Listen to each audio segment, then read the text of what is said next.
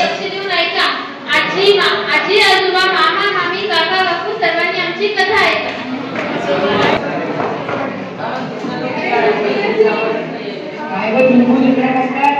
खूप छान पाऊस पडलाय.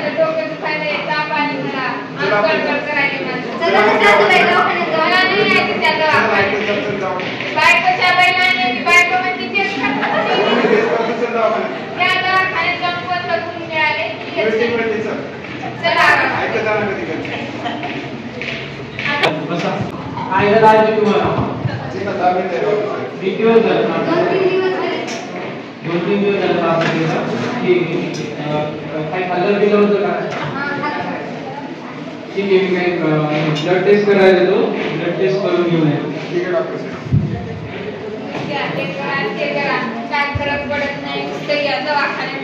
आवाज असं का बोलायला तुम्ही? असं काय होत नाही. असं कसं ऐकत नाही. लेकरांचं ऐकत अर्धा आयुष्य गेला आपल्याला.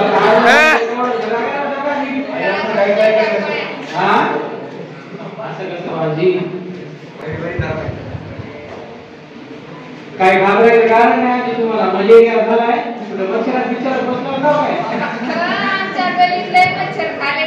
सांगायचं की नगरपालिकेला नाही तर कंप्लेंट करायची. जरा गोळ्या देतो 10 दिवसामध्ये बरा होऊन जातात. मेडिकल गोळ्या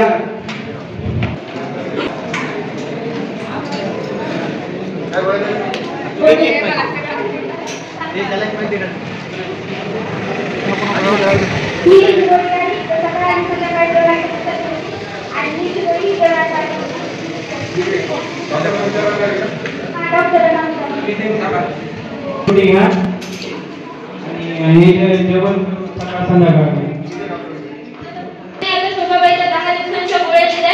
आता आपण थोडं थांबूया झाली. सीतारामची गोष्ट बघूया. सीतारामला सुद्धा मलेरिया झालेला आहे. तो डॉक्टरांकडे जाऊन आल्यावर डॉक्टरांनी त्याला तीच मेडिसिन दिली जी शोभाबाईला दिली.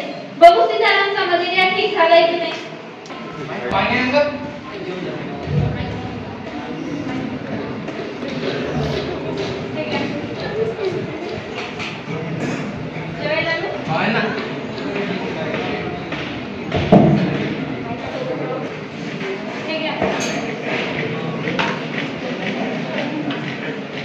काय भाजी नुसती पानसट तिखट जर लागायली भाजी. काय झालं सीताराम? कशासाठी बायको सोबत भांडण करायला? काय भाजी बनवली बघ नाही तिखट जर सगळी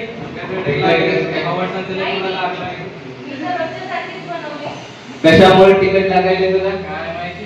कमी पुड्या कांदा ना बाहेरचा कमी कांदा. त्याचं काय? चला मग दवाखान्यात बघू. अच्छा डॉक्टर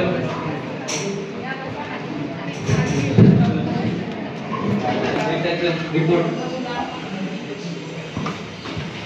ताप वगैरे काही आहे का? थकवा वगैरे नाही, ताप नाहीये, त्यांचं जेवण वगैरे व्यवस्थित इकडेच लागेल जेवण जाते.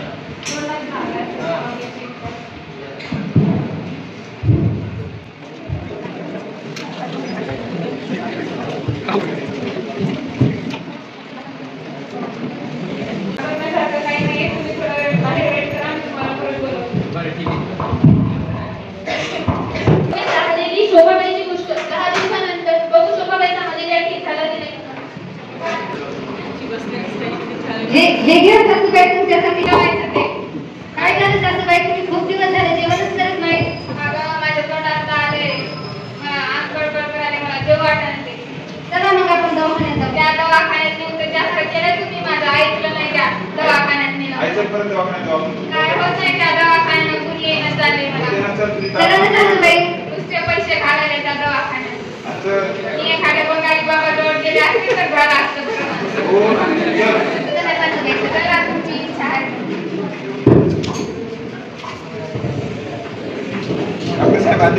या बसा. काय झालं आजी परत? काय तुम्ही सगळं तब्येतीत पण टाकली माझी माहिती. तब्येतीत पण इथं खराब केली जास्त. जेवण तर करत असाल की तुम्ही? जेवण करणं झालेलं आहे. असं कसं? ताप करायची असेल की? हा, ताप राहिली. मग दुसरं काय नाही, अंदाज येते का? चक्कर येते काय?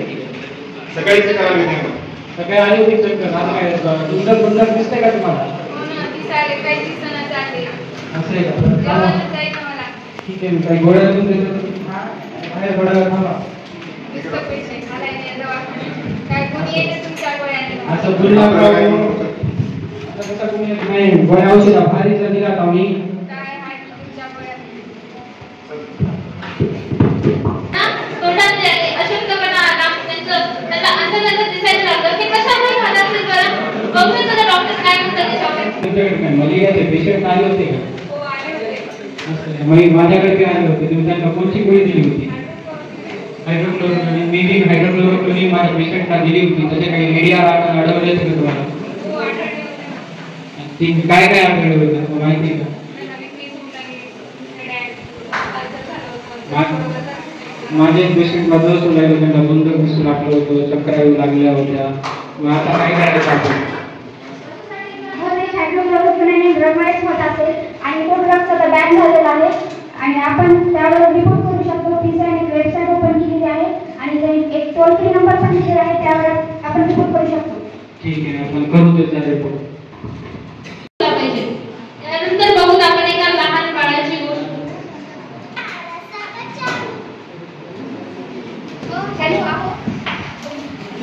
बोल ना. ते आपल्या बाळाचं जंक फूड पावडर संपलेलं आहे, ते जाणार ना मेडिकलमध्ये. ठीक आहे, येताना घेऊन येतो. हो हो ठीक आहे, पावडर आपल्याला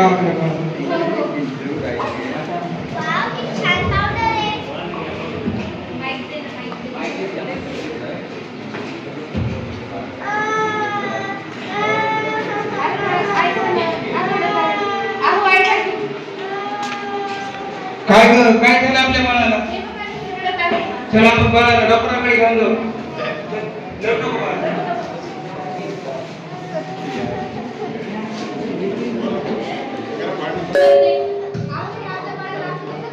मला तरी काय माहित कशामुळे झालं असं.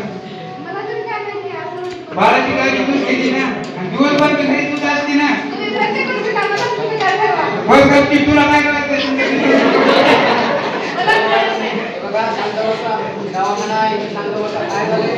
डॉक्टर साहेब बघा बरं आमच्या बाळाला काय झालं. काय झालं बाळा तुला? काळी जाईल इकडे. काय झालं?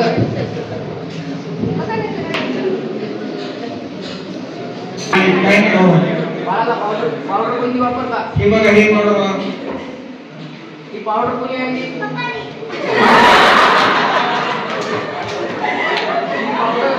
पावडर बॅन आहे. जॉन्सन. ही जॉन्सन पावडर बॅन आहे तुम्हाला माहित नाही का? मला तरी काय माहित, मेडिकल वाल्यांनी मी घेऊन आलो तसं. तर तुम्हाला माहिती पाहिजे ना, तुम्ही बातम्या वगैरे बघत नाही का? ही पावडर बंद आहे, याचे साईड इफेक्ट आहे. बाळाला स्किन रॅशेस होतात, रेडनेस स्किन होते, त्यानंतर श्वास घ्यायला त्रास होतो. नाही केले डॉक्टर साहेब, मला माहित नाही. तुम्हाला तर कळतंय ना?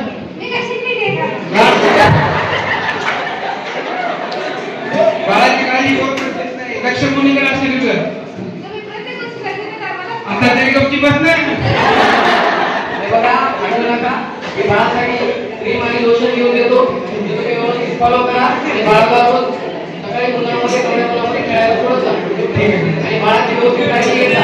ठीक आहे, ठीक आहे डॉक्टर. ठीक आहे, तुमचे पैसे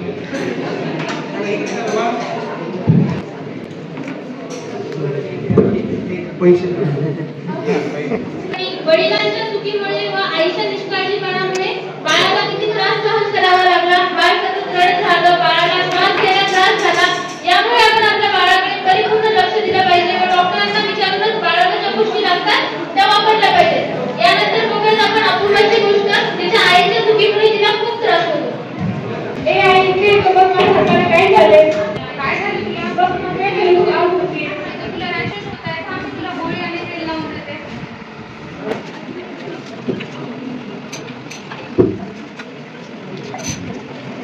आता तू आनंद कर, तुला बरं वाटेल. बघू आपण ऐकत असल्यानंतर त्या गोळीने आईने हातात लावून दिले, तेलामुळे फरक पडतो का? ए आई, ते बघ माझ्या हाताला खूप आग होत आहे. मी तर गाडीतच जात आहे, चला आपण डॉक्टरांकडे जाऊया. हे बघ माझ्या हाताला खूप रॅशेस झाले. दाखवा. कशामुळे झाले? बाहेर चाललं होतं का काही? बाहेर काही उन्हात जास्त फिरले होते का? नाही तो. बरं, चालते. काही टॅब्लेट वगैरे दिली होती आधी? काही लावलं होतं? कोणतं तेल लावलं होतं? बरं, चालते. सुनो बरे द्या.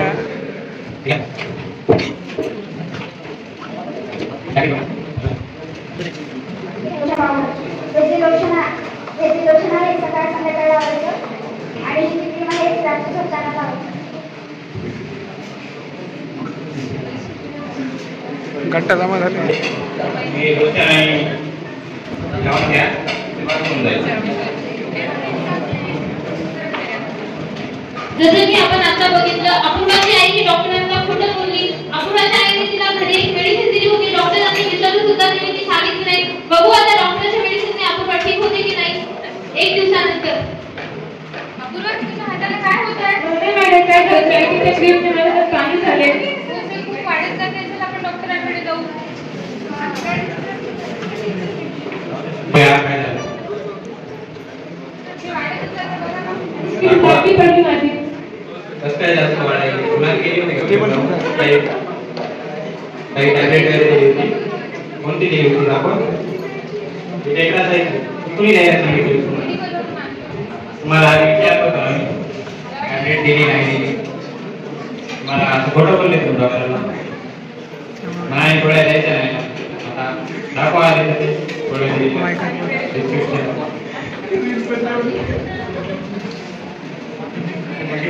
चालते.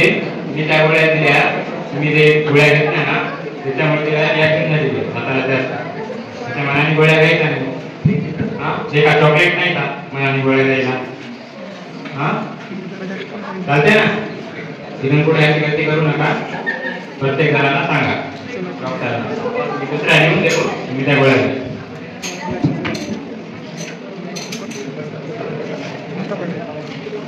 ठीक आहे, मी माझी गोष्ट घ्या. ठीक होते. आपण खाऊ नका. काय अपूर्वाच्या आईने तिला टेट्रासाइक्लिन गोळी दिली व डॉक्टरांनी दुसऱ्या मेडिसिन दिली. त्या दोन्ही गोळीच्या मेडिसिनच्या मध्ये रिॲक्शन झाली, त्याला आपण ऍडव्हर्स ड्रग रिॲक्शन असे म्हणतो. त्यामुळे तिच्या हातावर ब्लॅक हाय पिगमेंटेशन झाले व पाणी खळतं, म्हणजे की पल्स झाला. त्यामुळे आपण आपल्या मनाने कोणतीही गोळी देऊ नये व दिली असेल तर डॉक्टरांना त्याची प्रॉपर इन्फॉर्मेशन द्यावी. जसं की आपण आधी बघितलं, सीताराम आणि शोभाबाईची गोष्ट. ज्यांना मलेरिया झालेला होता, त्यांनी डॉक्टरांकडे गेले. त्यांना हायड्रोक्लोरोक्विनोन या टॅब्लेटमुळे ऍडव्हर्स ड्रग रिॲक्शन झाली होती. त्यांच्या तोंडातले आले होते, अशक्तपणा आला होता. बघू द्या डॉक्टर काय म्हणतात. तर डॉक्टरांना पूर्ण माहिती सांगत चला. तुम्ही कोणची गोळी घेतली, तुम्हाला कोणता त्रास होईल, तुम्हाला बीपी, तुम्हाला शुगर आहे का, तुम्हाला कोणता त्रास अतिरिक्त होत असला तर डॉक्टर आम्हाला सांगत चला. तुम्हाला डॉक्टर त्या हिशोबाने गोळ्या देतील, तुम्हाला ऍडव्हर्स ड्रग होणार नाही. त्यानंतर आपण लहान बाळाची गोष्ट बघितली. जर वडिलांच्या चुकीमुळे व आईच्या निष्काळजीपणामुळे बाळाला खूप त्रास झाला. बघूया आपण त्याचे डॉक्टर काय म्हणतात. बाळाची काळजी घेणे हे प्रथम त्याच्या आई वडिलांचं मुख्य हे आहे, हेतू आहे. आणि बाळाची काळजी घ्यावंच लागते, कारण त्याची स्किन नाजूक असते. आणि बाळाला कोणत्याही प्रकारचे पावडर लावणे किंवा एखाद्या प्रकारचं लोशन लावणे, मोठ्या माणसाचे क्रीम वगैरे वापरणे हे चुकीचं असतं, कारण बाळाची स्किन नाजूक असते. आणि स्वतः बाळाची काळजी घेणे हे सर्वात मोठं काम आहे त्याच्या आई वडिलांचं. आणि जर प्रॉब्लेम झाला तर डायरेक्ट डॉक्टरांची भेट घ्यावी व इतर फार्मासिस्ट वगैरे त्यांची पण भेट घ्यावी. त्यांच्या सल्ल्याने मेडिसिन घ्यावे. नंतर आपण अपूर्वाची गोष्ट बघितली. ज्यात तिच्या आईने तिला एक घरी गोळी दिली पण त्याची इन्फॉर्मेशन डॉक्टरांना दिली नाही. बघू त्यांचे डॉक्टर काय म्हणतात. माझ्याकडे पेशंट येत असतात पण ते आम्हाला सांगत नाही गोळ्या घेतल्या कोणत्या नाही घेतल्या. प्रत्येकाने आपापल्या ज्या आधी गोळ्या घेतल्या त्या आधी डॉक्टरांना सांगावे आणि नंतरच गोळ्या घ्यावे. कोणताही आजार जरी असेल तर ते आधी डॉक्टरांकडे जाऊन दाखवावे. मनाने घरी काही गोळ्या घेऊ नये.